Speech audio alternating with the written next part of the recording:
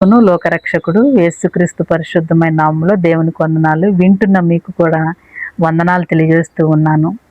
పేతురుని యేసుక్రీస్తు ప్రభు గద్దించారు.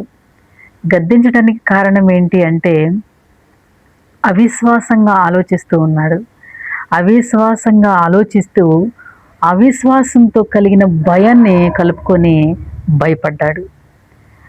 భయపడినప్పుడు దేవుడు నా ముందున్నాడే, నేను వెళ్ళవలసింది దేవుని దగ్గరకు కదని ఆలోచన లేకుండా ఉన్నాడు.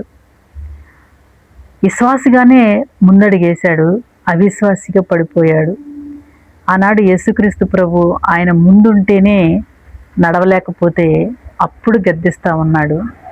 ఆనాడు పేతురుని గద్దించిన దేవుడు ఈనాడు మనల్ని తన వాక్కు చేత గద్దిస్తూ ఉన్నాడు.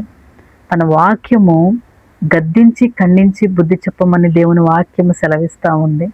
పేతురుని గద్దించి పేతురుని విడిచిపెట్టలేదు దేవుడు. యేసయ్య పేతురుని విడిచిపెట్టలేదు. నిన్ను నన్ను విడిచిపెట్టాలని ఆయన అనుకోవటం లేదు. మనమే ఆయన్ని పలుమార్లు విడిచిపెడుతూ ఉన్నాము. పలుమార్లు ఆయనకు దూరం అవ్వాలని కోరుకుంటా ఉన్నాము. మనమే ఆయన్ని ఎతకలేకపోతా ఉన్నాము. మనమే ఆయన్ని తెలుసుకోలేకపోతా ఉన్నాము. ఆయన అంటా ఉన్నాడు, నేను మిమ్మల్ని ఎతికి రక్షించుకున్నాను. ఎక్కడుంటే మనల్ని యేసయ్య ఎతికారు? అంధకారంలో ఉంటే ఎతికాడు. అజ్ఞానంలో ఉంటే మనల్ని పట్టుకొని మన చెయ్యి విడిచిపెట్టలేదు ఆయన. మనమే ఆయనకి దూరంగా వెళ్ళిపోతా ఉన్నాము. ఆయన మనకు దగ్గరగా రావాలని వాక్యము చేత గద్దిస్తూ ఉన్నాడు. వాక్యము ఖండించమని, గద్దించమని, బుద్ధి చెప్పమని దేవుని వాక్యము సెలవిస్తూ ఉంది.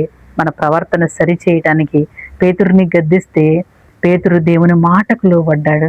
దేవుని మాటకు పేతురు లోబడినట్లుగా మనము కూడా లోబడి దేవునికి మనకి మధ్య సాంగత్యము ఎక్కువగా బౌండింగ్ కలిగి ఉండాలని దేవుడు కోరుకుంటూ ఉన్నాడు.